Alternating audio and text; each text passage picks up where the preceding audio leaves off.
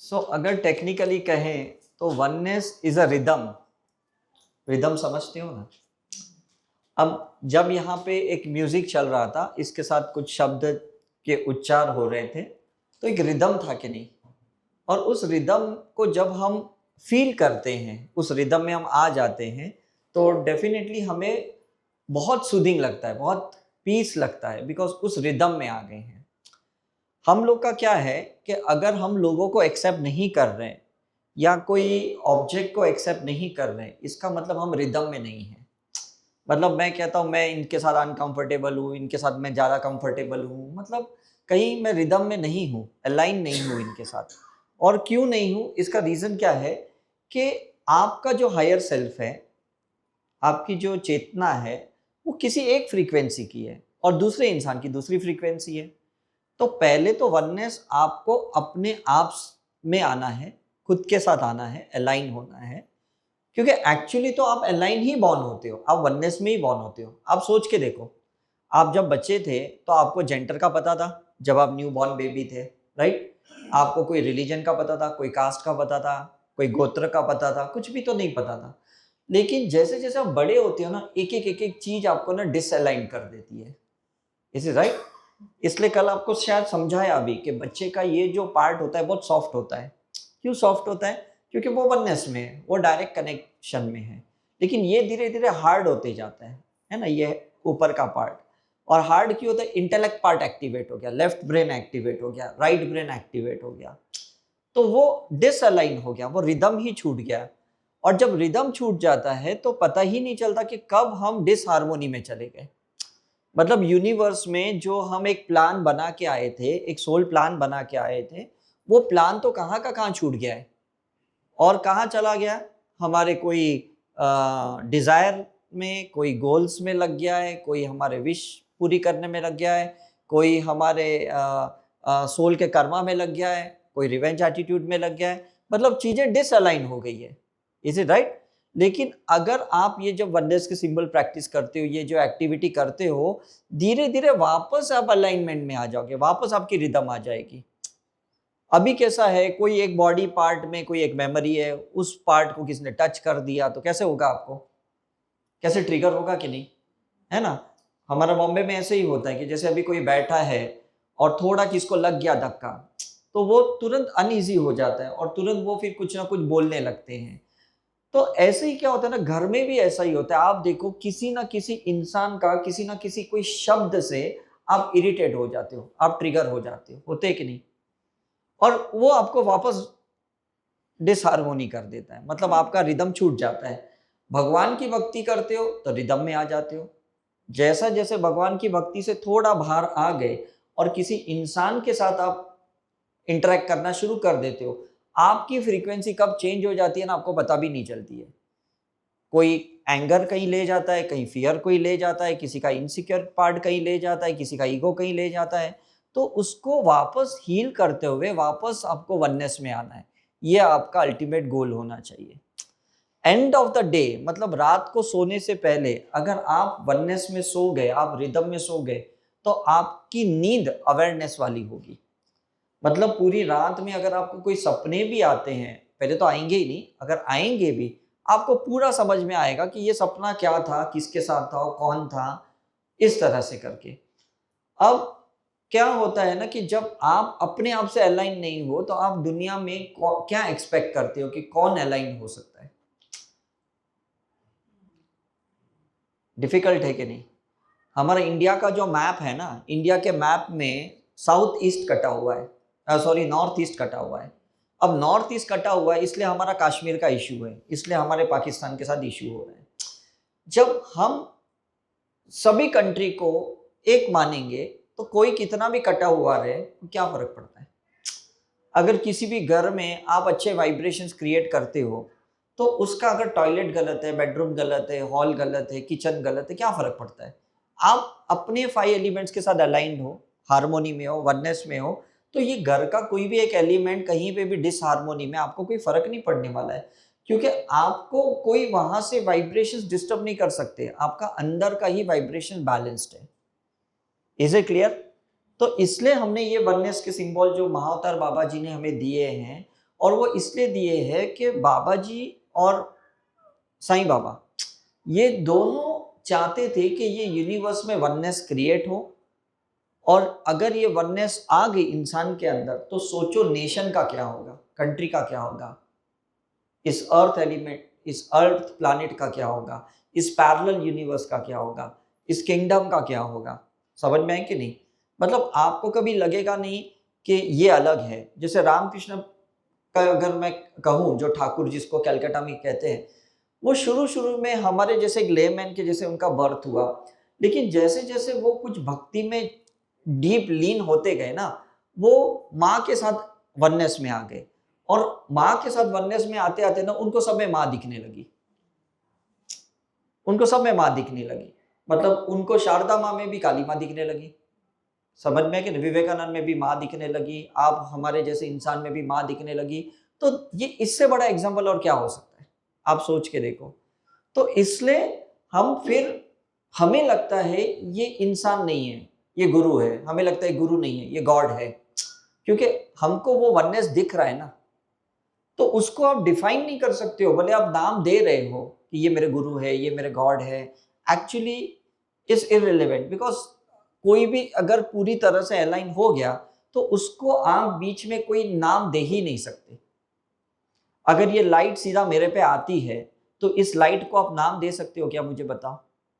हाँ, इस रेस को, ये जो रेस मेरे ऊपर आ रही है, ये रेस मेरे ऊपर आ रही है, उसको नाम नहीं दे सकते, लेकिन एक फॉर्मेलिटी देना पड़ेगा कि हाँ ये लाइट है, ये स्टूडियो लाइट है, ये ऐसी लाइट है, जस्ट बोलना पड़ेगा, जस्ट डिफाइन करने के लिए, अदरवाइज इट्स अ लाइट।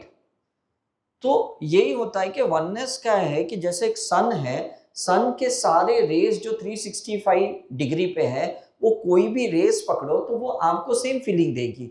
ऐसा नहीं कि सन के नॉर्थ वाली लाइट में ज़्यादा पावर है, या साउथ की लाइट में ज़्यादा पावर है, या ईस्ट में ज़्यादा है, या वेस्ट में ज़्यादा है, ऐसे आप कभी बोल ही नहीं सकते, राइट?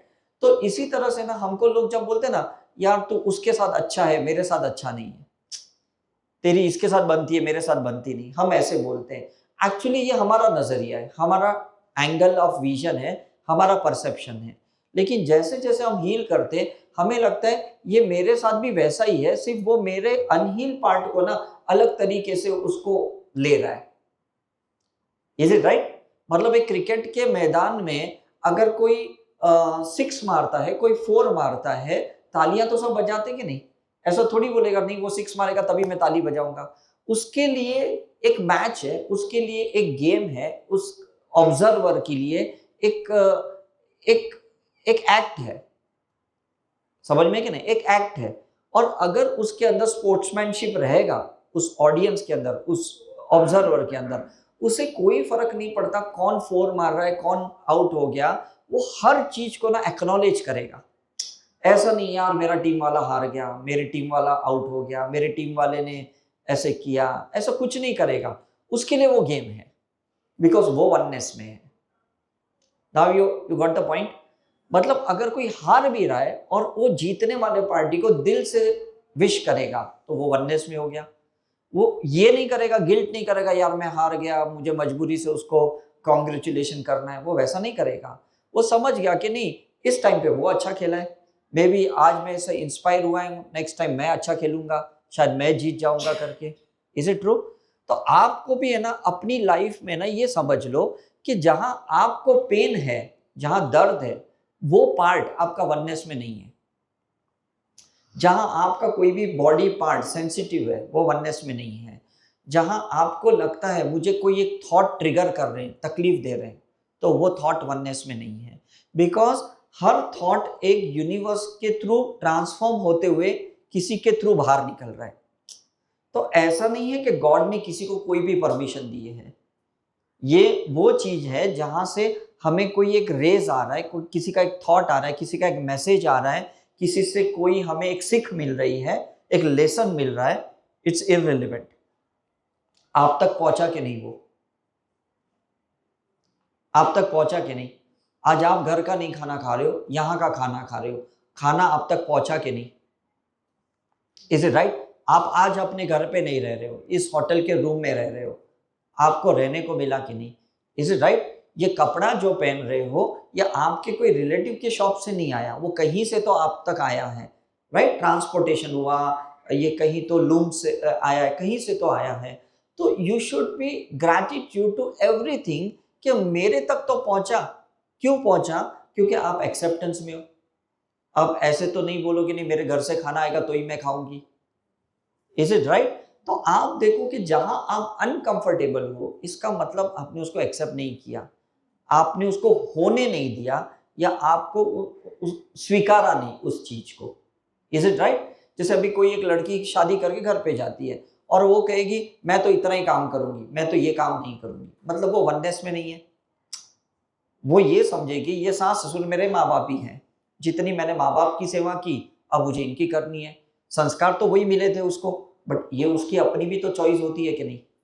Is it right? अब लड़का भी बोलेगा कोई लड़की बाहर से आई है मेरे घर पे आई है, अब ये मेरी फैमिली मेंबर है तो मुझे उसकी इतनी ही रक्षा करनी है, इतना ही प्रोटेक्ट करना है, इतना ही कंफर्ट में रखना है, तो वो वननेस में है अपनी पार्टनर के साथ। Is it right? तो जहां पे भी कुछ डिस्प्यूट्स हैं रिलेशनशिप में, मतलब वो वननेस नहीं है। Is it right? क्लाइंट और जो ओनर होता है उसके बीच में भी अगर वननेस का कॉन्सेप्ट है, तो पहले के जमाने में ना बिजनेस गुडविल से होते थे, जबान से होते थे, मतलब वो सिर्फ कह देते थे कि भाई आप बोल दो माल पहुंच जाएगा, है ना? क्योंकि वो वननेस में थे, वो शक नहीं करते थे। उसने बोला यार ये लाखों का माल पहुंचा दे मेरे गोदाम में, पहुंच जाता था। ऐसा नहीं कि नहीं तू पहले मुझे वीडियो कॉल करके बता, तू एक सैंपल भेज, ऐसा तो कोई करता ही नहीं था पहले, है ना? आज भी कुछ कुछ जगहों पे ऐसा ही होता है, सिर्फ बातों पे ही सब चीजें होती है। लेकिन क्या होता है ना कि जहां पे इंसान स्वार्थी हो जाता है, सेल्फिश हो जाता है, उसके बाद उसका वो वननेस का कॉन्सेप्ट खत्म हो जाता है। वो सोचता है वो वन में आ गया, वननेस में नहीं है। डिफरेंस समझ रहे हो? मेरा फायदा है कि नहीं, तो वो उसका फायदा नहीं देखता है। तो पहले जो बिजनेस होते थे ना वो गुडविल से होते थे। इसलिए आजकल देखो हर जगह रेटिंग होती है, हर जगह कैमरे लगे होते हैं, हर जगह पे कंसाइनमेंट साइन करना पड़ता है, डॉक्यूमेंट साइन करना पड़ता है। ये सब क्यों करना पड़ता है? बिकॉज विश्वास ही नहीं रहा किसी को किस पे, है ना? पहले के जमाने में कोई भी डॉक्टर को पूछो, कोई कंसर्न साइन करता था। अभी तो इंजेक्शन के लिए भी साइन करना पड़ता है। Is it right? अभी कोई एक फीमेल पेशेंट को मेल डॉक्टर देख रहा है तो भी कंसर्न साइन करना पड़ रहा है। पहले तो ऐसा नहीं था, राइट? क्यों नहीं था? बिकॉज विश्वास पे चलता था, वो वननेस पे चलता था, और उसको पता है ये विश्वास टूटने वाला ही नहीं है। लेकिन अब विश्वास हमारे अंदर नहीं रहा, तो सामने वाला अगर धोखा देता है तो ये सामने वाले का ही कसूर नहीं है, विश्वास आपके अंदर नहीं है, ट्रस्ट आपके अंदर नहीं है। Is it right? तो आप ये नहीं बोल सकते हो कि उसने धोखा दिया। धोखा खाने के लिए पहले से आप तैयार थे, आपके माइंड में पहले से ऐसा था कि वो बंदा कुछ तो करेगा, मुझे ऐसे लग रहा है, या आपका फियर है, आपका इनसिक्योर पार्ट है, तो वो तो सिर्फ उसको होने दे रहा है जो आप सोच के बैठे। आप सोच के देखो ये फैक्ट है कि नहीं, है ना? पहले लोग पढ़े लिखे नहीं थे तो सब लोग ब्लाइंडली फेथ करते थे, वो सोचते जो भी है वो सही रहेगा। Is it right? तभी तो 150 साल तक हम ब्रिटिश के अंडर रहे, क्योंकि हमें लग रहा था कभी तो हम बाहर निकलेंगे, कभी तो हम बाहर निकलेंगे, इतना उन लोगों को गॉड पे विश्वास था। Is it right? लेकिन जैसे जैसे हम क्रांतिकारी हुए तो हमने उसको एक्सेलरेशन किया और हम आज़ादी पा ली। लेकिन आज़ादी सिर्फ उन लोगों के वजह से हुई जिन लोगों जो फ्रीडम फाइटर थे। बाकी लोग जो लेजी थे या जिनको कोई कॉन्सेप्ट का कोई लेना देना ही नहीं, आज भी उनके लिए वो चीज गुलाम ही है, बिकॉज उनके अंदर ना वो एक गॉड के साथ एक अलाइनमेंट नहीं था। उनको लग रहा है मेरा तो काम चल रहा है, मुझे तो 2 वक्त की रोटी मिल रही है, मुझे तो 2 आना मिल रहा है, 2 पैसा मिल रहा है, तो मुझे क्या फर्क पड़ता है? But it's not matter of that. कैसा है कि जहां पे अगर आप अपने आप को जस्टिस नहीं दे सकते हो, तो आपको लगता है दुनिया में कोई आपको जस्टिस दे सकता है? Think about it. अगर आप अपने आप को खुश नहीं रख सकते तो कोई आपको खुश रख सकता है? हाँ, कोई नहीं रख सकता। क्यों? क्योंकि आपके अंदर ही वो ताकत नहीं है खुद को खुश करने की, खुद को स्वतंत्रता करने की, खुद को फ्रीडम करने की, खुद को डेमोक्रेसी में रहने की। तो बाहर से कौन आपको करके देगा? Is right? पाकिस्तान को लगता है कि इंडिया दुश्मन है और इसलिए वो टेररिस्ट अटैक करते हैं, बट एक्चुअली वो उनके माइंड में है। है कि नहीं? यहाँ कौन वेला पड़ा है, कौन खाली पड़ा है कि उस छोटे से देश को जिसकी करेंसी इतनी गिरी पड़ी है उसको कौन गिराएगा? आप सोच के देखो ना। लेकिन उनको लगता है भाई यार ये लोग दुश्मन है और ये कुछ भी करते हैं, इन्होंने जासूस छोड़े हैं तो वीजा अप्रूव नहीं कर रहे हैं, कंट्री में आने नहीं दे रहे, हर एक को वो ऐसे नजर से देखते हैं कि जैसे ये स्पाई हो करके। Is it right? तो ये अंदर किसके, मुझे बताओ, है ना? और फिर लोग है ना एंकरिंग करते कि कश्मीर हमको नहीं मिला ना इसलिए हमारी दुश्मनी है। चलो कश्मीर दे भी देंगे, अब करोगे क्या उसका, उस स्टेट का क्या करोगे? जब खुद की कंट्री नहीं संभाल पा रहे हो, कश्मीर को कौन संभालेगा? दे थिंक अबाउट इट ना, बिकॉज वो टूरिस्ट कंट्री, मतलब टूरिस्ट स्टेट है जिसमें इतने मेट्रोपॉलिटन सिटीज से लोग आते हैं, इतनी कॉस्मोपॉलिटन सिटी है वो, जहां पे कितने जाति के लोग आते हैं। आप अपने जाति के लोगों को अगर एक्सेप्ट नहीं कर सकते हो तो बाहर के लोगों को कैसे करेंगे आप? सो पहले तो ना वननेस हमारे अंदर क्रिएट होना चाहिए, उसके बाद बाय डिफॉल्ट हर जगह वो वननेस क्रिएट हो जाएगी। कंट्रियों में हो जाएगी, नेशन में, रिलीजन में, हर जगह हो जाएगी, उससे कोई फर्क नहीं पड़ता। आप देखो कि अगर बी आर चोपड़ा महाभारत की सीरियल बनाते उतने साल पहले और अर्जुन का रोल भी वो मुस्लिम पर्सन को देते हैं, तो ये इससे बड़ा वननेस और क्या हो सकता है? अगर इंडिया में सही में रिलीजन का कोई वाद विवाद होता तो ऐसा रोल तो कोई किसी को मिलता ही नहीं, राइट? बाल ठाकरे का रोल सिद्दीकी को मिला, आपने देखा कि नहीं? तो इससे बड़ा प्रूफ क्या हो सकता है कि अगर बॉलीवुड, जिसको हम कहते हैं कि ग्लैमरस वर्ल्ड है, वो ग्लैमरस वर्ल्ड भी वननेस में है। Forget about the doctor profession, forget about the CA या वकील, इन लोग को तो भूल जाओ, लेकिन जो एक दुनिया को एक आर्टिफिशियल दुनिया क्रिएट करते हैं वो लोग भी तो वननेस में है। अब अर्जुन भले मुस्लिम थे और हैं आज भी, लेकिन उन्होंने आज भी अपना नाम तो वही रखा है कि नहीं? फिरोज तो रखा नहीं है। उन्होंने उस टाइम पे भी इतने श्लोक बोले, इतने मंत्रस बोले, और कृष्ण के साथ कितने रेजोनेंस से उन्होंने वो एक्ट किया कि कोई थोड़ी बोलेगा कि वो मुस्लिम थे। इससे बड़ा और प्रूफ और क्या हो सकता है? Is it right? तो मैं क्यों कहने की कोशिश कर रहा हूं कि आप है ना इससे सब सीखो। क्या आपके अंदर का डिसअलाइनमेंट, आपके अंदर के थॉट, आपके अंदर की फाइट, आपका राइट ब्रेन लेफ्ट ब्रेन की फाइट, आपकी सूर्य नाड़ी चंद्र नाड़ी की फाइट, इस फाइट को जब तक आप डिसॉल्व नहीं करोगे, क्या एक्सपेक्ट कर सकते हो कि बाहर से कोई चीज आपकी कोई हो जाए? Think about it. Is it possible? आप अगर आंख बंद करके बैठते हो तो कहीं ना कहीं कोई आपका थॉट इंटेलेक्ट होता है, कोई आपका थॉट इमोशन से होता है, कोई आपका थॉट भगवान की तरफ जाता है। मतलब आपके अंदर ये थॉट्स ना न्यूक्लियर रिएक्शंस करते हैं, तो आप तो रिएक्ट करने वाले हो कि नहीं, राइट? आपके अंदर के जो एटॉमिक मॉलिक्यूलर स्ट्रक्चर्स है वो अंदर ही अंदर फाइट करते हैं, तो एंटीजन एंटीबॉडी रिएक्शंस हो रहे, तो इसलिए एलर्जेंस हो रहे, फूड डाइजेस्ट नहीं हो रहा है, लोग डाइजेस्ट नहीं हो रहे, लोगों की बातें डाइजेस्ट नहीं हो रही है, लोगों के बिहेवियर डाइजेस्ट नहीं हो रहे, लोगों की पैटर्न डाइजेस्ट नहीं हो रहे, लोगों के कैरेक्टर डाइजेस्ट नहीं हो रहे, क्योंकि अंदर ही अलाइनमेंट नहीं है, तो नहीं हो रहा है। ये 1 साल के बच्चे को पूछो, 1.5 साल के बच्चे को पूछो, 2 साल के बच्चे को पूछो, उसको कोई फर्क नहीं पड़ता।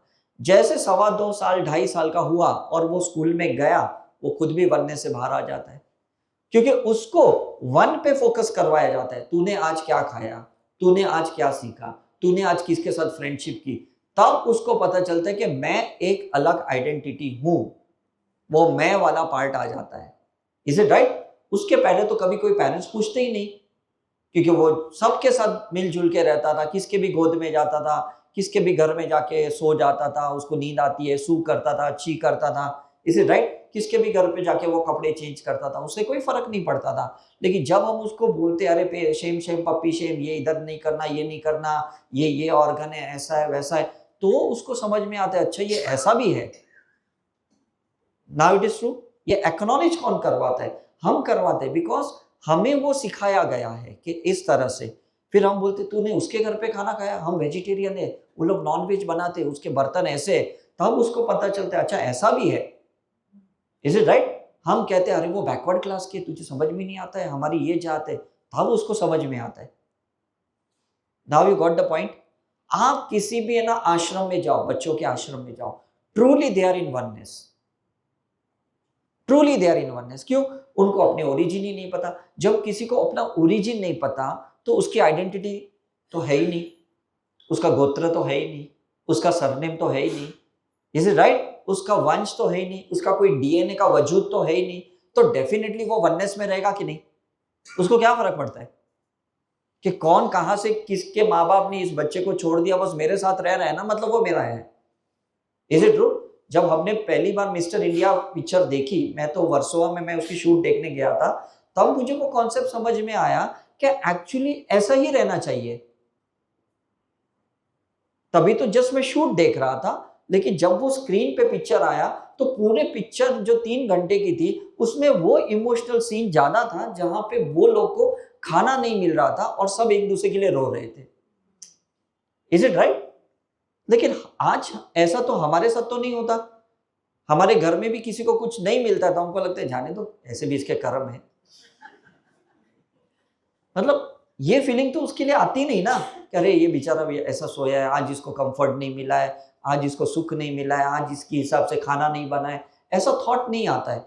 हमें लगता है चलो मुझे तो अपने हिसाब से मिला। Is it right? सो आप सोच के देखो कि आपकी लाइफ कितनी डिसअलाइन हो गई है, आप कितने भटक गए हो। Is it right? आप अपने हिसाब से खाना खाना चाहते हो, अपने हिसाब से लोगों को मिलना चाहते हो, अपने ही गॉड गॉडेसेस को पूजना चाहते हो, अपने ही टाइप के गुरुद्वारा मंदिरों में, चर्च में जाना चाहते हो, उसी जगह जाना चाहते हो जहां पे बस आपको पहले से एक प्रोग्रामिंग किया गया है कि ये अपना है। ये कंडीशनिंग किसने क्रिएट किया मुझे बताओ? आपका स्ट्रक्चर डिजाइन किसने किया? टेल मी, किसने किया? फैमिली ने किया, सोसाइटी ने किया, है ना, स्कूल ने किया। तो ये चीजें कभी नहीं होनी चाहिए। आज स्कूल में यूनिफॉर्म क्यों पहनाया जाता है, समझ में कि नहीं? इसका रीजन सिंपल है कि भाई आप एक ही ड्रेस में आओ तो कोई आदमी ये नहीं बोलेगा ये पैसे वाले का है ये घर, भले कोई साइकिल से आया है, कोई बैलगाड़ी में आया है, कोई मर्सिडीज में आया है, लेकिन एक ड्रेस पहन के बैठा है तो वननेस में है कि नहीं? Is it right? फिर वो प्रेयर जो बोलते हैं वो भी वननेस वाली प्रेयर होती है, सब लोग सेम प्रेयर बोलते हैं। Is it right? अब जब हमारा नेशनल एंथम है या हम जो भी प्रेयर बोलते हैं उसमें सब कुछ इंक्लूड किया जाता है। सब लीडर्स के नाम है, गुरुओं के नाम है, स्टेट के नाम है कि नहीं, कल्चर के बारे में डिस्क्रिप्शन है। मतलब हर चीज को ना वो वननेस में समझाया गया है, लेकिन उतारा नहीं गया है, सिर्फ समझाया गया है। डिफरेंस समझ रहे हो? यहाँ पे हम वो रट्टे मार लिए, हमने बाय हार्ट कर लिया वो प्रेयर को, लेकिन कभी भी अगर आप ध्यान से एक एक वर्ड अगर आप सोचोगे तो हाँ, इससे मुझे ये समझना है, इससे मुझे ये सीखना है, उससे मुझे ये उतारना है, मुझे अपने बिहेवियर पैटर्न में उसको लाना है। और जैसे अगर आप लाते हो, देखो आपके कितने चीजें डिसॉल्व हो जाएगी, कितने इमोशंस आपके डिसॉल्व हो जाएंगे। अब क्या होता है ना कि जैसे आप देखते हो कि जब कर्मकांड की क्रियाएं करने चाहते हो ना, कोई कहता है पितृ दोष निकालने के लिए कौवे को खिलाया जाता है, फॉर एग्जाम्पल। आपको लॉजिक समझ में आता है? हाँ, लॉजिक समझ में आता है। ये मूंग का दाना लेना है, ये चावल के 4 दाने लेने हैं, ये दुर्वा लेना है, कभी भी ऐसे बोलते हैं, आपको लॉजिक समझ में नहीं आता है। हम लोग को भी ना ये वननेस की एक्टिविटी या वननेस के सिंबल ना समझ में नहीं आते कि ये कैसे रिलेट होते हैं। बट ये कुछ ऐसी क्रियाएं हैं, ऐसी फ्रीक्वेंसी क्रिएट करेगी जिससे धीरे धीरे हमारा अलाइनमेंट आ जाएगा। So you have to trust on it.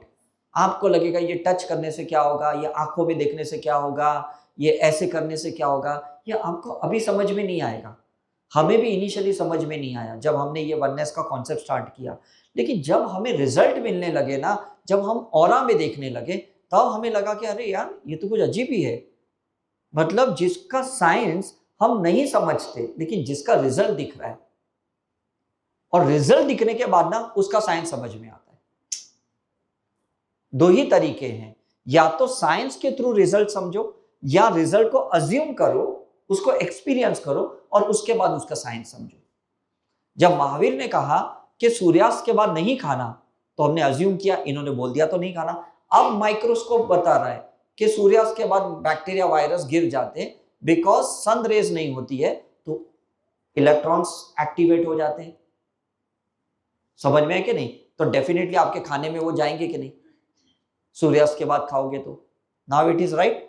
तो कुछ चीजें क्या है ना, अज्यूम करनी पड़ती है कि ये एक्टिविटी से शायद कुछ होगा, और जैसे जैसे आप उसको न्यूट्रलाइजली लेते हो, उसको है ना ज्यादा पॉजिटिव या ज्यादा नेगेटिव ये सोच के कभी मत लेना। मेरे लाइफ में ना एक सबसे बड़ा प्लस पॉइंट मैं बताता हूं क्या हुआ है, कि मैंने आज तक जहां से जो भी कुछ सीखा है ना, मैंने बहुत न्यूट्रल माइंड से सीखा है। कभी एक्साइटमेंट में नहीं सीखा, कभी गूगल सर्च नहीं किया कि मैं इसके पास जाऊं पास्ट लाइफ रिग्रेशन सीखने के लिए, इसके पास जाऊं न्यूमरोलॉजी से, इसकी रेटिंग कितनी है, इसकी टेस्टिमोनियल्स क्या है, इसके मतलब कॉस्ट ज्यादा है कम है, मैंने कोई चीज देखी नहीं। मेरे अंदर से आवाज आई ना, इसके पास जाना है मतलब जाना है।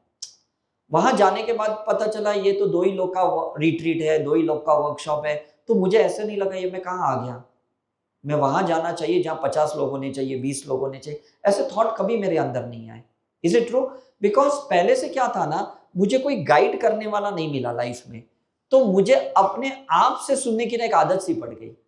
मैं 13 साल का था, मेरी मदर ऑफ हो गई, राइट। मैं बहुत जल्दी 2 महीने में मेरी स्टेप मदर आई, तो मेरा कनेक्शन उनके साथ नहीं बना, स्टेप मदर के साथ, और मैं डिस्कनेक्ट मेरे फादर के साथ हो गया उस रीजन की वजह से। तो धीरे धीरे क्या हो गया, मैं अपने आप से बातें करने लगा, मैं डिप्रेशन में गया, मैंने स्कूल भी छोड़ दी 2 साल मैं पापा के बिजनेस में भी गया। तो उस 2 साल के बिजनेस में ना, मैंने बिजनेस तो बहुत अच्छा वॉल्यूम क्रिएट किया, लेकिन सबसे बड़ा फायदा हुआ मैं अपने आप से ना वननेस में आ गया। उस दिन से आज तक ना ये मुझे फायदा हो रहा है, मुझे किसको पूछना नहीं पड़ता मैं वहां रिट्रीट करूं क्या, वहां ठीक रहेगा क्या, वहां किसको लेके जाऊं, क्या सब्जेक्ट रखूं, क्या कॉस्ट रखूं, मुझे कुछ पूछने की जरूरत नहीं पड़ती है, क्योंकि अंदर सुनने की आदत सी पड़ गई कि नहीं। फिर मुझे प्रॉफिट एंड लॉस का भी कोई फंडा नहीं है कि वहां जाके कुछ ज्यादा प्रॉफिट होगा क्या, कि लॉस तो नहीं होगा, कोई मतलब वेस्ट तो नहीं होगा दुबई जाके, सिंगापुर जाके, यूएस जाके, कनाडा जाके, ऐसा कुछ भी दिमाग में नहीं आता है। मुझे लगता है बस अंदर से आवाज आई ना, करना है, बाबा जी ने बुलाया जाना है, केव्स में बैठना है बैठना है, उन्होंने बोला ये सिंबल्स को सिखाना है सिखाना है, महालक्ष्मी के टेम्पल में बोला गोवा जाते वक्त कि ये नए सिंबल्स है मनी अबंडेंस सिखाना है, तो मैंने गोवा में जाके सिखा दिया। मैंने दिमाग नहीं लगाया ये सिंबल पहले मैं प्रैक्टिस तो करूं, इसका रिजल्ट तो देखो। Is it right? क्योंकि अंदर से आवाज आई ना, और इसका अट्यूनमेंट का ये प्रोसीजर होना चाहिए, तो मैंने कर दिया। मैंने दिमाग की इंटेलेक्ट पार्ट नहीं लगाया कि ये अट्यूनमेंट कैसे होगा। मैंने तो रेकी की अट्यूनमेंट सीखी है, मैंने तो प्राणी किलिंग की अट्यूनमेंट सीखी है, मनी अबंडेंस की थोड़ी सीखी है, वननेस की थोड़ी किसी गुरु से सीखी है, ये तो आई अंदर से। अब आई अंदर से तो मैं अपने आप पे तो फेथ रखने लगा, तो मैं अपने आप को तो डिस्ट्रस्ट नहीं कर सकता हूं। Is it right? आप सबका प्रॉब्लम क्या है पता है, आप अपने अंदर की आवाज नहीं सुन रहे हो, नहीं समझ रहे हो, नहीं एक्सेप्ट कर रहे हो, बाहर की सब सुनते हो, और जब आपको लगता है कि ये गलत हुआ तो आपको लगता है उसने धोखा दिया। उसने धोखा नहीं दिया, उसने अपने अंदर की आवाज से आपको आंसर दिया, आपको गाइड किया। अब वो आपकी हार्मोनी में नहीं था तो इसमें वो क्या करे। Now it is clear. कोई आपको कोई सलाह लेता है, आप कहां से सलाह दोगे, अपने अंदर से दोगे कि नहीं। अब आपकी सलाह शायद उसके लिए फ्रूटफुल नहीं होगी, तो वो क्या कहेगा, आपने धोखा दिया। लेकिन आप क्यों किसको धोखा दोगे, आपने उसको कोई सजेशन दिया, उसने वो एक्सेप्ट किया। फॉर एग्जाम्पल मैं रेस्टोरेंट में जाता हूं और मैं पूछता हूं मैं क्या मंगाऊं, आप बोलोगे आप इडली सांभर मंगाओ, मैंने मंगा लिया और वो सांभर बहुत स्पाइसी है, मैं बोलूंगा साले ने क्या धोखा दे दिया, दुश्मनी निकाली साले ने। अरे उनको अच्छा लगा, उन्होंने आपको सजेशन दिया, आपका टेस्ट का नहीं था, वो उनको कैसे पता चलेगा। Think about it. तो कभी कभी रिश्तों में भी हम बोलते हैं माँ बाप ने गलत अरेंज मैरिज कर दिया, गलत पार्टनर चुन दिया। कभी कभी लव मैरिज कर, क्या भगवान किसको भेज दिया मेरे पास, लोग तो धोखा देते, तूने भी धोखा दे दिया, मतलब भगवान को भी नहीं छोड़ते हम। Is it right? एक्चुअली हम जो मांगते हैं बगैर विश्वास के या बगैर क्या कहते हैं सोच के, और हमें जब मिलता है हम उसी को गलत मान लेते हैं। तो वननेस का मतलब क्या है, be align with your thought and emotions, be align with your action, be align with your awareness, be align with your consciousness, be align with your higher self, be align with your soul plan. Right? अपने अंदर का एक alignment आ गया ना, बाहर से कोई चीज आपको डिस्टर्ब नहीं करेगी। ये जितने भी बड़े बड़े कंपनी वाले ना जो भी प्रोडक्ट लॉन्च करते हैं ना, वो लोग अपने प्रोडक्ट को ना एकदम वननेस में क्रिएट करके मार्केट में बेचते हैं। उनका बहुत R&D होता है, बहुत रिसर्च होता है। अगर गाड़ी बनाते हैं ना तो 10 बार गाड़ियों का एक्सीडेंट करेंगे, उसको हाई स्पीड में, लो स्पीड में, उसका ब्रेक, क्लच, ये हर चीज का एक्सपेरिमेंट करेंगे, उसके बाद उसको असेंबल करके वो प्रोडक्ट को बाहर निकालते हैं। समझ में आ रहा है? तो इसलिए उसकी वैल्यू, मार्केट वैल्यू ज्यादा होती है। तो आप सोचो कि अगर मैरिज के पहले आप खुद अलाइंड हो गए, वननेस में आ गए, तो पार्टनर आपका कैसा भी रहे, आपको क्या फर्क पड़ता है? आपकी डिपेंडेंसी नहीं है कि नहीं मुझे उससे फेमिनिन एनर्जी चाहिए थी, मुझे उसकी मस्कुलाइन एनर्जी चाहिए थी, मुझे उसका ये फादर पार्ट चाहिए था, ये मदर पार्ट, लविंग पार्ट चाहिए था। आपको कोई डिमांड ही नहीं है उसकी तरफ से, कोई एक्सपेक्टेशन ही नहीं है, तो कोई धोखा भी तो नहीं है। तो ओशो बहुत क्लियर कट कहते हैं, कोई भी चीज को अटेम्प्ट करने के पहले अपने आप को पूरा करो, फिर अटेम्प्ट करो। हमने अपने आप को इनकम्प्लीट रखा और रिलेशनशिप में गए, बिजनेस में गए, जॉब के लिए गए, रिलेशन कहीं पे भी गए, तो डेफिनेटली ये तो गलती हुआ कि नहीं? Is it right? अपने अंदर के गुरु को अगर आप ट्रस्ट करते हो तो बाहर किसी भी गुरु को आप वर्शिप करोगे। अपने अंदर के भगवान को आप वर्शिप करते हो तो बाहर कोई भी गॉड गॉडेसेस को आप रिस्पेक्ट करोगे। क्यों? क्योंकि अंदर के भगवान पे 100% विश्वास आ गया। Is it clear? तो ये जो प्रैक्टिस आप करोगे यहाँ पे, तो इंटेंशन आपका क्या होना चाहिए? Alignment with internal things and alignment, oneness with the environment, alignment with all God goddesses, alignment with all the different frequencies. Is it right? तो आपको कोई बुरा नहीं लगेगा। हम संतों के पास, गुरुओं के पास जाते हैं, वो कहते हैं यार क्या माया की दुनिया में फंसे हुए हो, कहाँ तुम यार ये सब गाड़ियों के पीछे, घरों के पीछे पड़े हुए हो। और वो कहते भाई एक फ्लाइट की टिकट निकाल, तेरे घर पे मुझे पूजा करने के लिए आना है। मीन्स उन्हें भी वही सुविधा चाहिए जिस सुविधा से हमें अगेंस्ट कर रहे हैं। Is it right? हमें भी वही आशीर्वाद दे रहे, भाई सौभाग्यवती हो, पुत्रवती भव, ये सब बोलते हैं। आशीर्वाद तो वही दे रहे और मना भी वही कर रहे हैं। See this is the controversy they create. तो हमारे अंदर डायलामा होता है, हमारे अंदर कंफ्यूजन क्रिएट कौन करता है? Higher authorised people. ये ध्यान में रखना, जितने भी हायर ऑथोराइज्ड पीपल होते हैं ना, वो लोग करते हैं क्योंकि वो लोग दिखाते कुछ हैं और करते कुछ और है। तो हमें वो चीजें नहीं करनी है। हमें अपने अंदर के दिल को एक गुरु मानना है, और जिसको मास्टर कहते हैं। Who is the master? Your heart is your master, your feeling is your master. Is it right? उस मास्टर को कमांड करने देना है। वो जो क्रिएट करे, वो जो डिमांड करे, उसको फुलफिल करना है। फिर ये नहीं सोचना ये अंदर का मास्टर आज आइसक्रीम क्यों मांग रहा है, मैं तो स्ट्रॉबेरी खाता रही, अंदर वाला आज वेनिला क्यों मांग रहा है। ऐसा बिल्कुल नहीं सोचना है। क्योंकि जैसे एक बच्चे को लगता है ना मेरे अंदर कैल्शियम कम है तो मिट्टी खाता है, तो वो डाउट नहीं करता है, और ना वो साइंस पूछता है कि ये मिट्टी में जाओ जरा लैब में भेजो फिर मैं खाऊं। ऐसा कभी बच्चा बोलेगा? सीधा खा लेगा मिट्टी। Is it right? तो क्यों मैं कहने की कोशिश कर रहा हूं? बिकॉज वो दिल को फॉलो कर रहा है। उसको नहीं पता कि उसके बोन्स में कैल्शियम डेफिशिएंसी है और मड में कैल्शियम ज्यादा है, वो उसको खाना है, खा लेगा, क्योंकि उसकी इनर कॉलिंग है ना। और वो इनर कॉलिंग को लॉजिक नहीं है, कोई लेफ्ट ब्रेन नहीं है। Is it right? तो जितने भी आजकल जो रिश्ते बनते हैं, जो इंस्टाग्राम से, फेसबुक से, या ऐसे सब मैट्रिमोनियल साइट से जो भी बनते हैं, वो एवरी मोमेंट में ना लेफ्ट ब्रेन को यूज करते हैं। मुझे लगता है बनेगी, नहीं लगता है, आज उसने ऐसे किया। Is it right? फिर कहीं गिफ्ट मिल गया, नहीं मुझे बनेगी, इसके साथ बनेगी, है कि नहीं? फिर किसने आईफोन गिफ्ट किया, नहीं बनेगी। इसने ना टॉपअप नहीं किया, मेरी नहीं बनेगी। इसने मेरा बिल पे नहीं किया, नहीं बनेगी। मतलब कैसा है कि हमने रिश्तों को भी शेयर मार्केट बना दिया। Is it right? हर चीज को ना हम अपने प्रॉफिट एंड लॉस की स्केल से ना उसको तोल रहे हैं, और यहां वननेस का कॉन्सेप्ट मिसिंग है हमारी लाइफ में। Is it right? तो ये चीजें पहले समझ लो कि एक बार मैंने पूरी R&D कर ली, उसके बाद जो मैंने एक्सेप्ट किया, उसके बाद मुझे डाउट नहीं करना है। Is it clear? मैं लोगों को कहता हूं, आप किसी भी चीज में जाने से पहले ना 1000 बार सोचो, लेकिन जाने के बाद एक बार भी मत सोचना। Now it is clear? लोग उल्टा करते हैं, जाने के पहले सोचते नहीं और उसके बाद 1000 बार सोचते। तो 1000 जो थॉट्स आते हैं वो कंफ्यूज किसको करेंगे? किसको करेंगे? खुद को ही करेंगे। फिर आपकी जो 63 ट्रिलियन सेल्स की जो एनर्जी है ना, वो अर्जुन के जैसे यूनिक डायरेक्शन में नहीं जा रही है, वो वननेस में नहीं जा रही है, वो भटक रही है। हाँ ना, हाँ ना, हाँ ना, प्रॉफिट लॉस, अच्छा बुरा, इसमें जा रही है। ऐसा कभी नहीं होना चाहिए। Once you surrender.